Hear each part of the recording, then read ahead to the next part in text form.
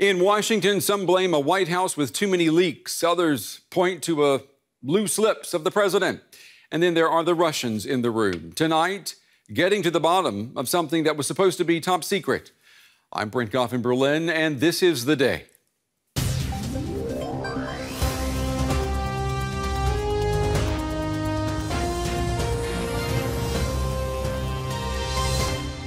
What the president did was totally outrageous.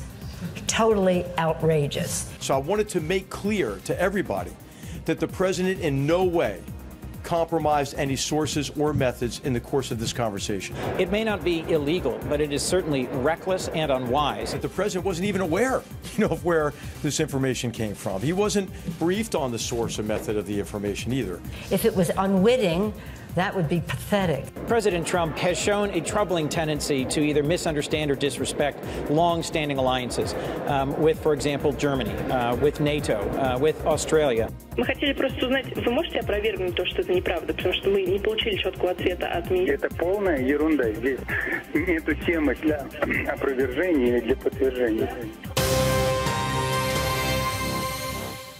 Also coming up, is Syria using a crematorium to get rid of evidence of mass murder? The U.S. says yes.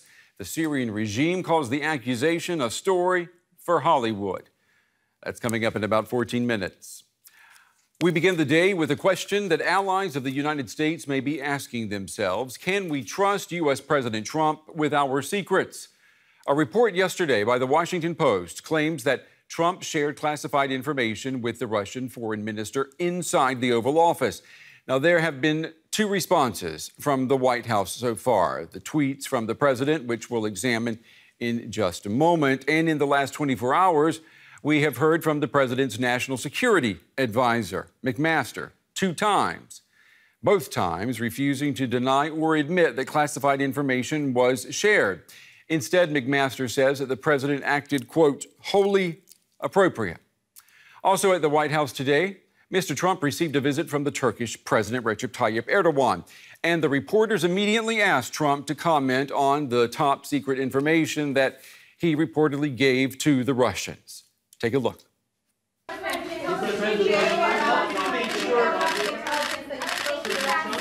Well, we had a very, very successful meeting with the foreign minister of Russia. Our fight is against ISIS. As General McMaster said, I thought he said, and I know he feels, that we had actually a great meeting with the foreign minister. So we're going to have a lot of great success over the next coming years, and we want to get as many to help fight terrorism as possible. And that's one of the beautiful things that's happening with Turkey. The relationship that we have together will be unbeatable. So thank you all very much. I appreciate it. We're going to meetings right now. Thank you. I'm joined now in the studio here at the big table by Tyson Barker. He's with the Aspen Institute in Germany. He also spent time at the U.S. State Department during the Obama administration. Tyson, it's good to have you back on the show. What's interesting with McMaster here is that he used this term wholly appropriate 9 times during that very short press conference. Why is the White House sticking or trying to stick to this point that the president did nothing wrong? I mean, it's somewhat Nixonian, you have to say, because like Nixon, when he said that, if I do something as president, it's legal by virtue of the fact that I'm president. There's a tautology there, and that exists here as well. He's saying it's okay for the president to disclose classified information because he's the president. So we have that same sort of tautology. The other point that he talked about a lot in his press conference was the idea of contextualizing this disclosure. And of course, the context that we as the public have and that Congress has is that this is consistent with the kind of chaos, as Mitch McConnell said, the erratic behavior that has defined the past couple of weeks. Yeah, I mean, it's good. It's interesting you bring that up. The National Security Advisor really basically admitted that the president made a spur-of-the-moment decision, almost an ad hoc decision, to reveal this information to the Russian foreign minister. that is not something that usually happens inside the Oval Office, is it? Right. Any kind of decision to disclose that level of classification to a foreign government, especially an adversarial government, tends to be very deliberative. And clearly what we've seen as a pattern of governance from this administration for at least the past couple of weeks, maybe months, has been a gut, spur-of-the-moment, ad hoc decision-making process, which does not inspire confidence necessarily. And we were reminded today that President Trump is at liberty to declassify any and all intelligence if he so chooses, as he pointed out first thing this morning in a tweet. Let's take a look at that. I wanted to share with Russia at an openly scheduled White House meeting, which I have the absolute right to do, facts pertaining to terrorism and airline flight safety, humanitarian reasons. Plus, I want Russia to greatly step up their fight against ISIS and terrorism. Okay, so he's trying to say, I'm doing this because we're fighting terrorism, but the decision that he made to share that information, it could have potentially serious consequences. I mean, what's at risk of revealing intelligence like that? Well, as a political matter, we have to be very clear. What's the counterfactual we have? If Hillary Clinton were in office right now, there would be calls in Congress for her impeachment. Definitely active investigations. So we can't treat him with a different standard just because he comes from the party that is in the majority in Congress. As a national security matter, obviously the president is within that right legally, but he also has competing rights and obligations. The main right or obligation that he has is his oath of office, which is to protect the American people from all enemies, foreign and domestic. If this compromises that, that is something that raises serious questions that need to be looked into. The New York Times is reporting tonight that Israel was the source of that information that he shared with the Russian foreign minister. How does that change the calculus here? Right. So one of the things that McMaster was at pains to define is that this did not involve the revelation of sources and methods, and that the president himself did not know the source of this classified information.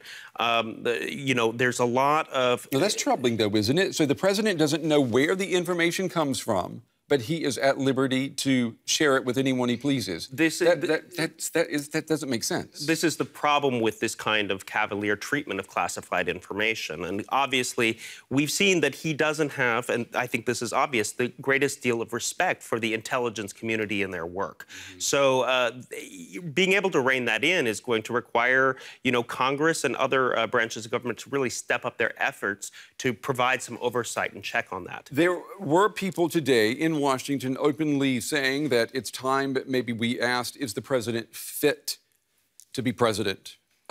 Is he competent? Do you see this being a question taken up by both sides of the aisle now moving forward? I mean, we've had Mitch McConnell already say today that he's not worried about how the president handles classified information. I mean, the truth is that this has been going on since the president first announced as a candidate. There have been many moments where people said this is the point, this is the inflection point, where he loses his base and he loses the Republican Party, including the Access Hollywood tapes 3 weeks before the election. The truth is that the Republican Party has made some degree of a Faustian bargain, if you will. If they want to get the Supreme Court nominee, they want to get tax reform, and they want to get repeal and replace of Obamacare. And until they get those three things, I think anything else is off the table. And and how you can get any business done in this Washington, that remains a mystery, I think, to all of us tonight. Tyson Barker, as always, thank you very much. We appreciate your insights. Thank you. Well, I'm joined now from Washington by Christopher Prabel at the Cato Institute. Mr. Prabel has written extensively about American power and national security. He also served as an officer in the U.S. Navy. Christopher, it's good to have you on the day. We appreciate you taking the time to talk with us. Your thoughts tonight on the U.S. president sharing classified information with the Russians? Well, I think that the way that the president described this incident in his own words reveals what actually matters to him. What matters to him is counterterrorism and the fight against ISIS. How you get there doesn't matter to him. So if in the process he reveals inadvertently classified material, he doesn't seem to care very much. As he said, basically, I have the authority to do so. This is the president has that authority. And General McMaster, H.R. McMaster, was at pains to sort of emphasize that point. And I think for many people who supported Donald Trump for president and who continue to do so, they're focused like a laser on that issue, the issue of terrorism, counterterrorism, and they think that a lot of this is so much smoke and mirrors, so much distraction. On the other hand, there are quite a number of people here in Washington that are disturbed. This is merely yet another data point, another piece of information about the nature of the White House itself, the way it operates, the way the president operates, with very poor staff work, very poor preparation for his meetings, and really a lack of interest in the details, which I think is revealed once again in this incident. In a paper on Trump's first 100 days, you wrote that Trump's lack of knowledge about critical details could prove dangerous. How dangerous is Donald Trump tonight? Well, I think he is uninformed about a number of things that matter deeply to the security of this country and therefore to the success of his presidency. He is focused on counterterrorism and ISIS, but even there, his knowledge of this problem is uneven at best. And then there are a range of other issues that are not related to terrorism and counterterrorism where he is, frankly, shockingly ignorant, does not know basic facts about the individuals he's meeting with, the background of U.S. relations with the countries of the people he's meeting with. And I think that is an ongoing concern that there will be many such incidents over the course of his presidency where a better informed, a better prepared president would not make the same sorts of mistakes. So that's under the assumption, of course, that we're going to see this president serve out his entire term. I mean, we have had some people talking about this being a reason for impeachment proceedings. Do you think he's crossed the line? I think there were many instances over the course of his candidacy and now even in the first 100+ days of his presidency where people said this is where the line will be crossed. The issue, however, is of the divided nature of this country between Republicans and Democrats and, of course, the independents are unaffiliated in between. So long as Republicans believe that Donald Trump is their best vehicle for achieving the other things they care deeply about, including budget negotiations, tax policy, the future of health care in the United States, as long as they believe that their alliance with Donald Trump is helping them to achieve those other things they care about, I think many of them are likely to hold their noses and look past or excuse these multiple lapses of judgment that we've seen already. You've also written about the perception of American power. What should U.S. allies do with the knowledge that Trump shared classified information and that he shared it in such an unplanned and nonchalant way? I think that the emergence of Donald Trump as a major figure in American politics, again, long before he was actually elected, sent a very strong signal, or should have sent a very strong signal to longtime U.S. allies that it might not be such a good idea to rely so heavily upon the competence and effectiveness of the United States of America as a protector. I think you're likely to see, and we already are seeing to a certain extent, certain countries hedge their bets. Now the question is, will they hedge their bets in terms of sharing information and intelligence with the United States, fearful that it will be divulged in this way? So I think this, again, is part of a long-standing concern that President Trump has sort of invested or put in, sowed seeds of doubt, if you will, in the minds of many longtime U.S. allies, and I think this will only continue. And what you're talking about there, Christopher, is almost tangible, a tangible erosion of American power around the world, a superpower losing its super nature, if you will. Is that not grounds then for a bipartisan call for him if not to be removed from office, at least for some type of discipline to be taken to bring him back into line? Well, I think there have been many attempts to discipline the president, even as simple as trying to get him to stop tweeting so often, which the Senate Majority Leader Mitch McConnell reiterated today that he wishes the president didn't use Twitter as often as he did. But the president uses it. He thinks that's the best way for him to communicate with his followers. I don't expect that to stop. Look, the perception of American power has been diminishing for some time, and I think in many respects began with the war in Iraq, which really undermined people's confidence in the American government's ability to make wise decisions on foreign policy. And the ongoing political problems here in the United States, the inability to reach basic agreement on such fundamental things as a budget every year, those sorts of incidents did not begin with Donald Trump, but I think his presidency has certainly exacerbated those concerns. All right, Christopher Preble with the Cato Institute. Christopher, we certainly appreciate you taking the time to talk with us, and we appreciate your insights. Thank you. Thank you very much. Well, plenty of heavyweights have been voicing their concern about the information shared with Russia, a government that the U.S. officially considers to be a major threat.